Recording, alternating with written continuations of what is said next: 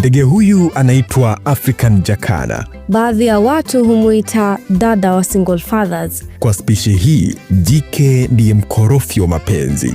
Jike wa Jacana hutaga mayai, halafu anaondoka. Anamwachia dume majukumu yote. Ni kuatamia mayai, kuwalinda vifaranga na kuwalea. Cha kushangaza zaidi, jike mmoja anaweza kuwa na madume kadhaa kwa wakati mmoja. Anataga kwa mmoja, anaenda kwa mwingine na maisha yanaendelea. Kwa lugha ya mitaani, huyo ni dada bingwa wa keki za uroda, anayeacha wanaume wakilea watoto wakati yeye anacheza uslay queen.